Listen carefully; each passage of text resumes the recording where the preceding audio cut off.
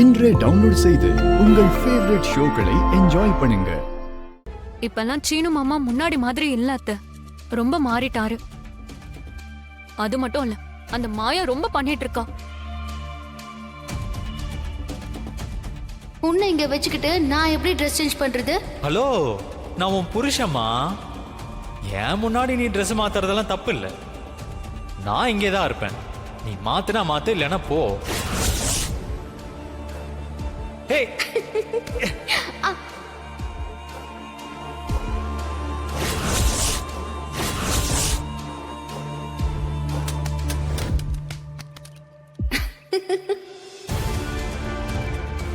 என்னையும் சீனுவையும் பிரிக்க நினைச்சல. நான் சீனு கூட வாழ்ந்து 2 இல்ல 4 குழந்தை பெத்துப்பேன். அதெல்லாம் நீ உன் மாமியார் வீட்ல இருந்து பாத்துக்கிட்டே இருக்க போற. அதுதான் நடக்கும்.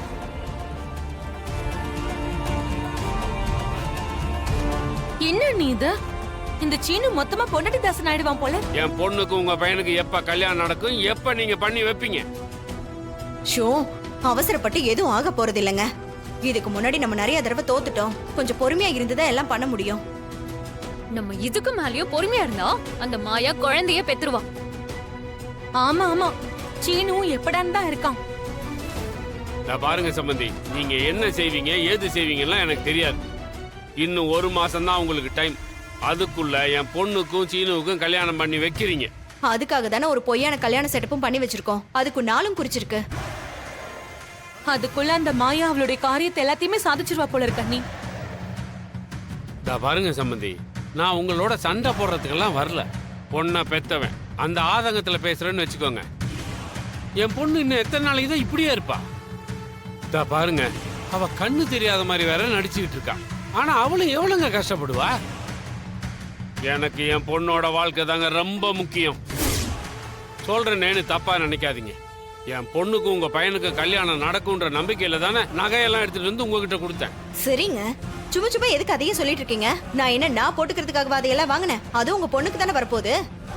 இங்க பாருங்க, அந்த மாயா வேணும்னே என் பொண்ணுகிட்ட வம்பிழுத்துட்டு இருக்கா. அவ ஏதோ ஒரு திட்டத்தோட தான் சுத்திட்டு இருக்கா. அவ எதுவும் செய்யறதுக்கு முன்னாடி சாருவுக்கும் சீனுக்கும் கண்டிப்பா கல்யாணத்தை முடிச்சாகணும். ஆமா அண்ணி, மாமா கிட்ட போய் முதல்ல இத பத்தி பேசுங்க. அதான் நம்ம தாலி செஞ்சு வச்சிருக்கோம்ல, சீக்கிரமா அடுத்தடுத்து ஆக வேண்டிய வேலையை பார்க்கலாம் அண்ணி. சீனு, இன்னும் கடைக்கு கிளம்பலையா நீ? நான் போணுமா? ஹே, என்னடா இப்படி கேக்குற? கடைக்கு போய் தானே ஆகணும். எனக்கு கடைக்கு போகவே பிடிக்கல மாயா. ஏய், கடைக்கு போகாம பிசினஸ் எப்படி ஒழுங்கா நடக்கும்? இப்பதான் கொஞ்சம் பிக்கப் ஆயிட்டு இருக்கு. இன்னும் சரியா பிக்கப் பண்ண முடியலையே. நீ என்ன சொல்ற? நீ எதை சொல்ற? நான் கடைய சொன்னேன். நானும் கடையை தான் சொன்னேன். அப்படியா? ஒழுங்கா கடைக்கு போற வேலையை பாரு. உன்னை விட்டுட்டு போகவே பிடிக்கல மாயா. வர வர உனக்கு பாசம் ஓவர் ஆயிட்டே போயிட்டு இருக்கு. இது எங்க போய் முடிய போதோ தெரியல. எங்க போய் முடியும்? பாசம் அதிகமானா நெருக்கம் அதிகமாகும். அப்புறம் அப்படி இப்படி நடந்து எப்படி எப்படி நடந்து? அதெல்லாம் சொல்லாம புரிஞ்சுக்கணும் பொண்டாட்டி. லைஃப்ல அடுத்த ஸ்டெப்புக்கு போகணும்ல. குழந்தைங்க பிறக்கணும், அவங்கள வளர்க்கணும், ஸ்கூல்ல சேர்க்கணும். அந்த மாதிரி ஏதாவது ஒரு வேலையை கொடுக்கறத விட்டுட்டு சும்மா கடைக்கு போ உடைக்கு போன்னு சொல்லிட்டு. டேய், வர வர நீ ரொம்ப கெட்டு போயிட்ட. உன் புத்தி எல்லாம் அதுலயே இருக்கு. எதுல இருக்கு? சென்சார் கட்ல இருக்கு. நீ ஒழுங்கா கடைக்கு போ. முடியாது. சொன்னா கேளுடா புருஷா. கேட்க மாட்டேன். டேய், இப்ப நீ போக போறியா இல்லையா? உன்னை விட்டுட்டு நான் எங்கேயும் போக மாட்டேன். சீனு, டேய் விடுறா. ஏய்,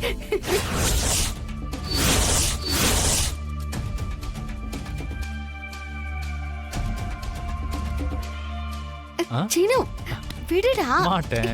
பாத்தீங்களா, நான் சொன்னேன்ல எப்படி பண்ணிட்டு இருக்காங்கன்னு பாருங்க சித்தி.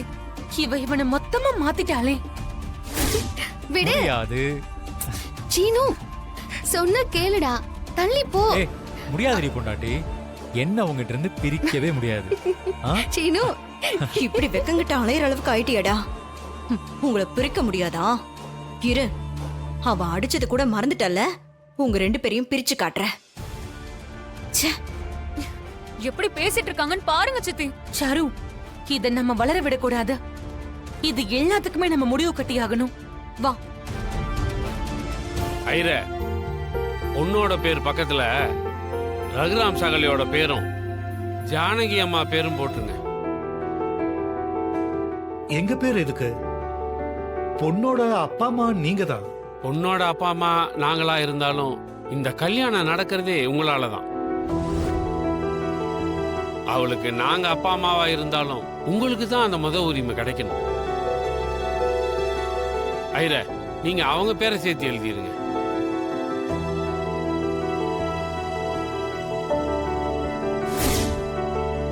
ஏங்க அவங்க பேர் எதுக்குங்க?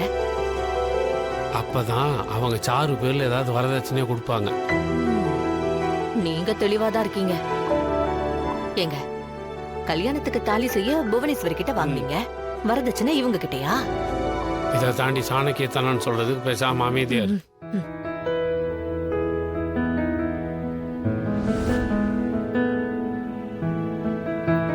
மச்சான், மாப்பிள்ளை சாருகிட்ட ஏதோ பேசணும்னு நினைக்கிறாரு போல. சாருவை 2-3 தடவை பார்த்துட்டாரு, இன்னும் அவர் பேசவே இல்லை. கொஞ்சம் தனியா பேச விட்டீங்கன்னா.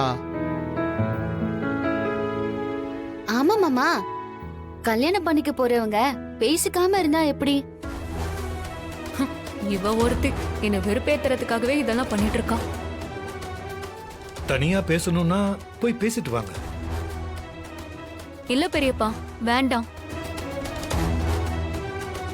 ஏன் சாரு, அவரை தானே கல்யாணம் பண்ணிக்க போற, ஒருத்தர் பேசி புரிஞ்சுக்கோங்க. இல்ல பெரியம்மா, அத்தை எனக்காக நல்லவராதான் பார்த்திருப்பாங்கன்னு எனக்கு நம்பிக்கை இருக்கு. இதுலயே எங்க குடும்பத்தை பொண்ணை பத்தி உங்களுக்கு தெரிஞ்சிருக்கும். சாரு ரொம்ப நல்ல பொண்ணு, நீங்க அவளை நல்லா பாத்துக்கணும். சரி, நீங்க என்ன எதிர்பார்க்கறீங்கன்னு சொல்லுங்க. எங்களுக்கு 50 பவுன் போதும்.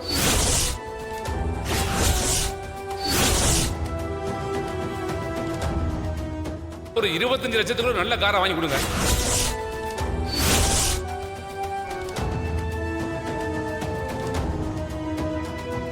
ஏங்க இவங்க நம்ம பொண்ணை வச்சு பெருசா கொள்ளடிக்க பாக்குறாங்க போல இருக்கு.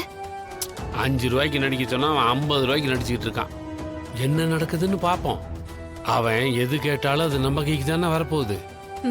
சித்தி, என்ன சித்தி இப்படியெல்லாம் கேக்குறாங்க? ரொம்ப ஓவரா நடிக்கிறாங்க. ஆனா கேக்குறதும் நல்லதுதான். இவரே உனக்கு எல்லா வரதட்சணையும் கொடுத்து இந்த வீட்டுக்கு மருமகளா கூட்டிட்டு வரணும். இத்தனை நாள் நம்மள வெயிட் பண்ண வச்சாருல்ல, எல்லாத்தையுமே கொடுக்கட்டும். அப்படியே ஒரு 25 லட்சம் ரூபாய் பணமா கொடுத்துருங்க.